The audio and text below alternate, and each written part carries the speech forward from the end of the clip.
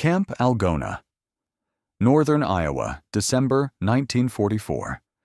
Dawn, barely awake.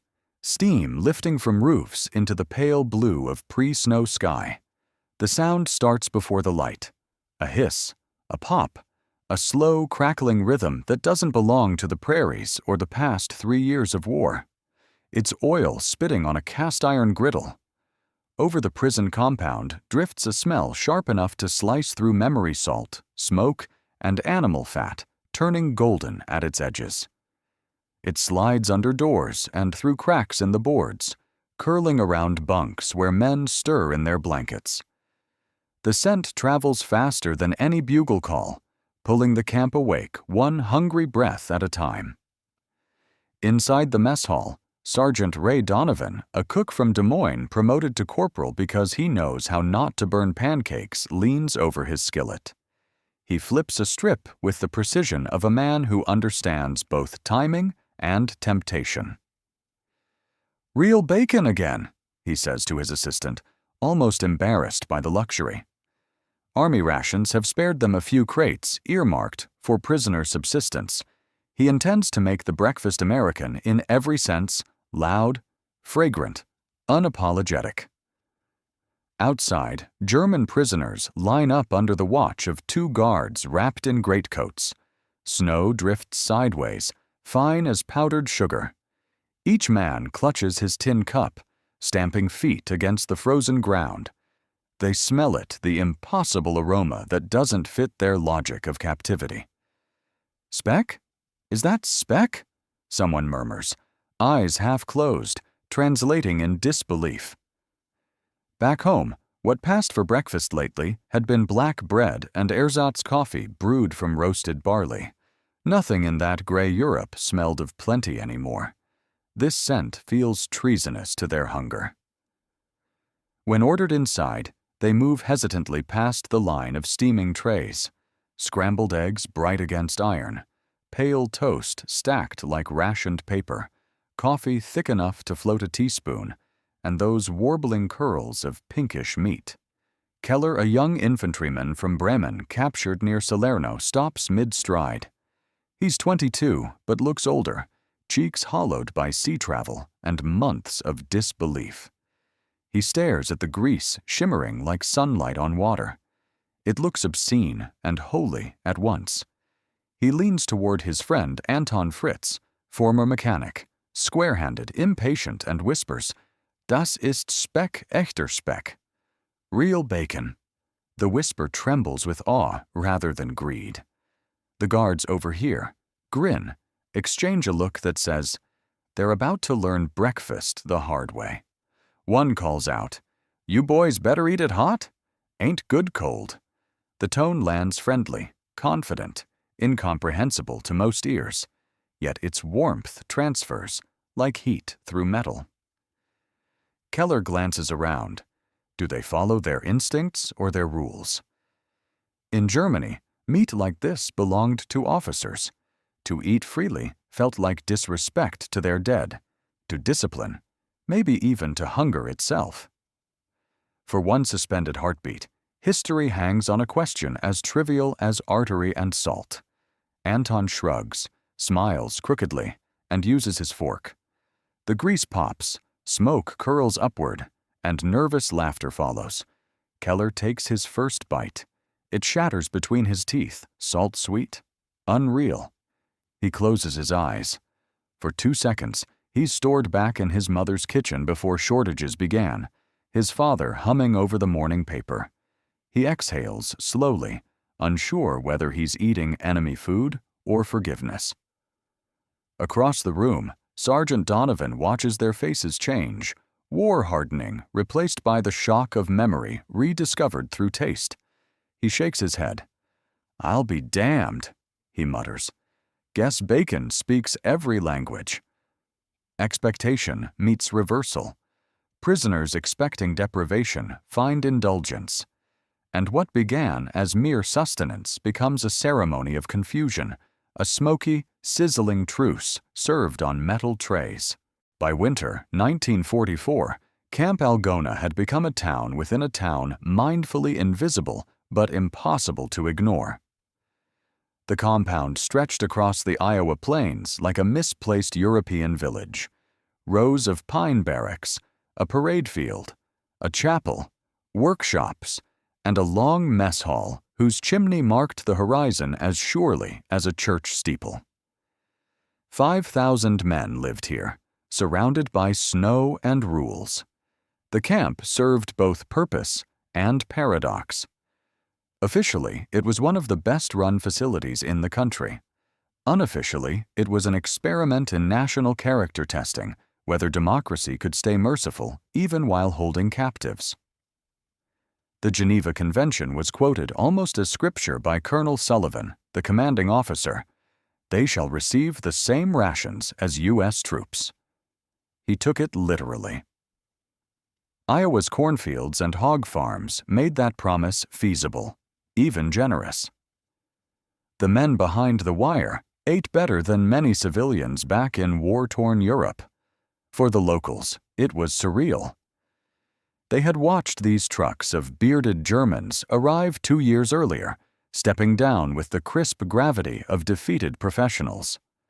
Now, those same prisoners repaired farm machinery, split rails, and coaxed frozen engines back to life. Farmers quietly requested them. Discipline made good labor. In winter, the men saved worn gloves for the guards' kids. By the end of '44, the townspeople of Algona had decided that decency required neither translation nor uniform color. Still, distance remained.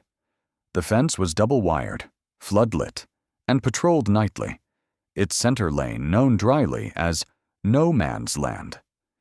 Each nationality nursed its own confusion. Americans wondered how these men, once the image of cruelty, could now seem polite, even grateful. The Germans wondered how a people so practical at war could be so impractical with kindness. Breakfast exposed that contradiction better than diplomacy ever could. Back home, food followed hierarchy. Fat was rationed by rank. Officers ate bacon. Soldiers scraped the pan's memory. America, by contrast, democratized indulgence. If one skillet smoked, everyone ate. The logic of equality came plated with grease and poured black coffee. When Sergeant Donovan handed out bacon to men barely trusted with paring knives, he wasn't defying orders. He was obeying the American idea of normal. Every morning began the same way. The bugle sounded thin through fog. Stoves clanked to life. The bakery unit weighed flour and cracked dozens of powdered egg tins. Guards strolled the perimeter boots, crunching on frozen gravel, breath visible in the half-light. The camp's beats, the cough of the generator, the clang of the water pump merged into Iowa's larger rhythm of trains, church bells, and wind. Off-duty, the guards behaved like farmers with extra boundaries to mend. They played cards in the guardhouse, traded sardine tins for handmade chess sets carved from soap. Occasionally, they slipped their charges old magazines filled with smiling women and Detroit advertisements promising a life after victory. Nobody reported it. The war's front lines were oceans away. Decency here felt harmless. Within the barracks, culture reorganized itself. Chaplains offered Sunday Mass in German and English. Teachers among the prisoners opened classes in mathematics and mechanics. Each act of routine resisted despair. By the time the snow turned crusted brown in February, the men were used to the steady abundance. Yet abundance still embarrassed them. They wrote home about it cautiously. "We are treated fairly. Perhaps too fairly." So when bacon first appeared, it wasn't just meat sizzling. It was a thunderclap of excess. The smell implied resources unlimited, a warmth so casual it hurt. It traveled beyond the barbed wire, trailing into the town where grocers rationed margarine and civilians scraped pans clean of shortening. Freedom's odor, thick with salt, drifted farther than propaganda ever could. To some guards, generosity was strategy. Show prisoners American normalcy, and they'll respect it.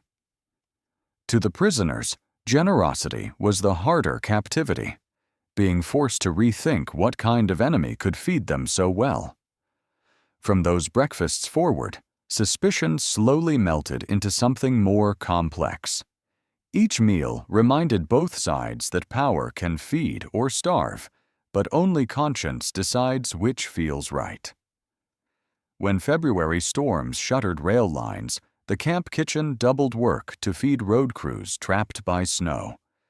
Germans helped willingly, proud to be needed. At night they lay awake, listening to wind against tin roofs, the same wind that crossed fences without care for national borders. And every dawn, as smoke rose from stoves and oil cracked in pans, that first question repeated itself in every language. Is that bacon? It became a joke, a prayer, a password to a gentler morning. The novelty of bacon might have faded after the first few mornings, but memory in a prison camp is stubborn. The Germans still talked about that first breakfast as though it had been a minor miracle, proof that the world contained surprises kinder than logic. Each day, when the familiar hiss rose from the kitchen, someone in line would murmur, half mocking, half hopeful, "Is that bacon?" And laughter followed like steam.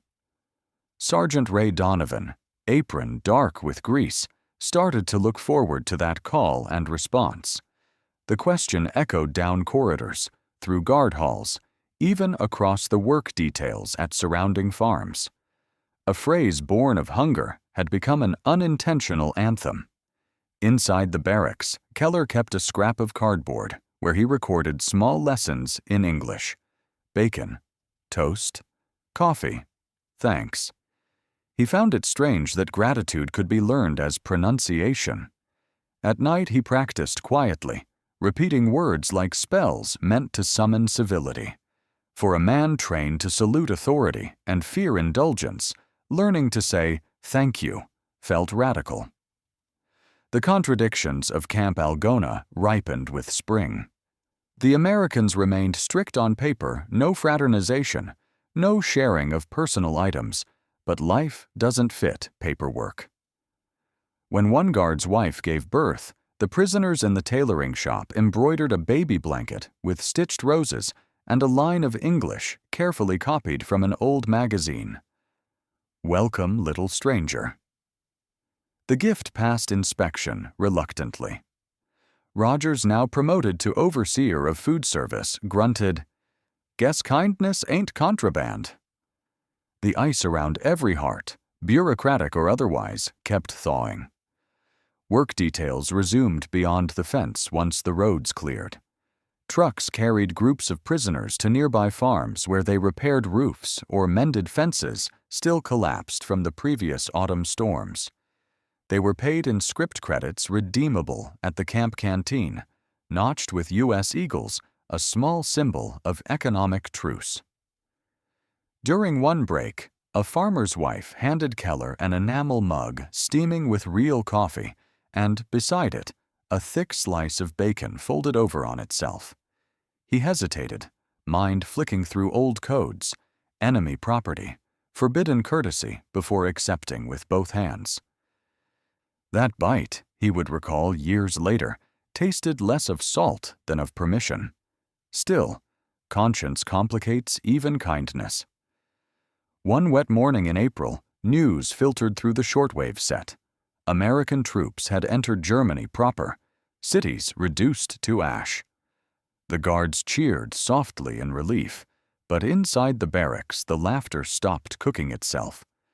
Keller sat motionless on his bunk, staring at the floorboards as if sound itself had betrayed him. How could he eat what his family could no longer find? That evening, he volunteered for kitchen duty to busy his hands, but even the rhythm of work couldn't banish guilt.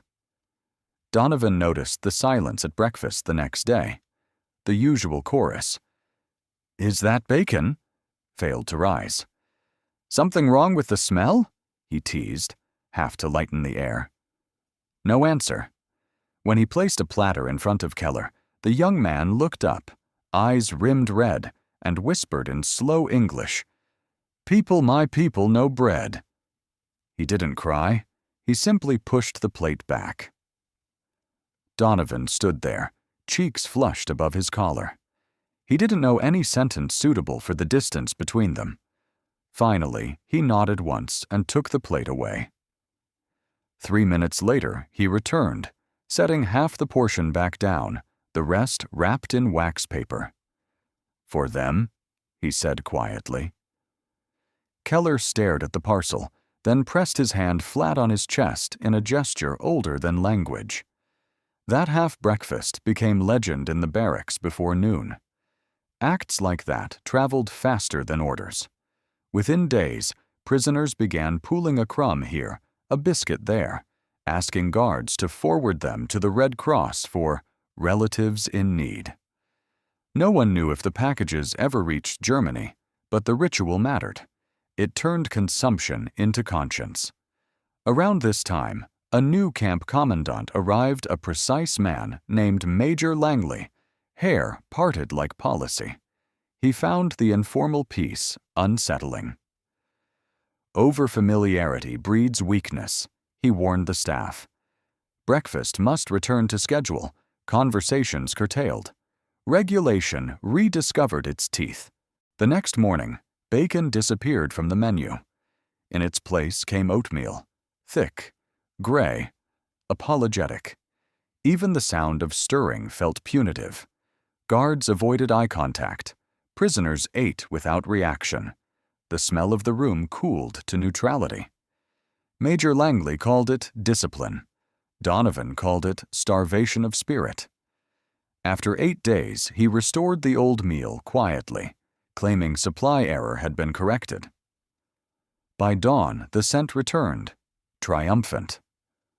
When Keller walked into the hall and caught that first hiss of grease, he grinned for the first time in weeks. He turned toward the kitchen doorway and shouted, "Is that bacon?" Half the hall roared back like soldiers cheering some invisible victory. That morning, even the guards applauded the absurd call. Langley filed a memo about maintaining decorum. It disappeared somewhere between desks. The camp had decided that kindness, once learned, couldn't be untaught by paperwork. Later that spring, news of Germany's unconditional surrender reached the compound. Instead of celebration, a long quiet spread. Men who had become friends knew separation was near. As the sun dropped behind Iowa fields, newly wet with planting, the smell of supper filled the yard once more. Within the scent of bacon, grief and relief braided, until no one could tell which was stronger. Victory sounds different in Iowa than in Berlin. No sirens, no marching bands, only the low hiss of frying pans and the shuffle of boots at dawn. For the men behind the wire, peace begins the same way war did with breakfast. Lieutenant Donovan enters the kitchen before the others. He lights the stove, lays the skillet flat over the flame, and listens to oil wake and hum. Grease spits once, startling in the quiet. He smiles. Some rituals are stronger than orders. Outside the barracks, German prisoners form their last roll call as captives. The sky above them holds that milky brightness unique to Iowa spring, when the ground still remembers frost even as lilacs bloom. They've been told they'll be transferred soon to processing depots, then home, or what is left of home. The thought carries comfort and dread in equal measure. Keller walks through the gate toward the mess hall. His posture is the same as ever, upright and disciplined. But something inside him has shifted. He carries no resentment now, just a sort of watchful gratitude. When the doors swing open, the familiar smell meets him full in the face. Bacon, eggs, and coffee, strong enough to sting the eyes. The guards glance over, half smiling, as though everyone understands this meal is not ordinary. The room fills quickly. Plates clink. chairs scrape simple camp noises elevated into ceremony. It's their farewell ritual, orchestrated not by generals or priests, but by a cook with a skillet. Donovan calls across the steam. "One more time, fellas. Eat when you're ready." He winks. This time, every man sits without hesitation. Keller's group takes the front table. Anton leans forward, elbows on wood. "After this," he says quietly, "I think I will open a cafe." Keller nods. "It will smell like this." They laugh softly, half mocking, half dreaming. Then Keller raises his mug toward the kitchen. "Thank you," he calls, the single word landing round and certain.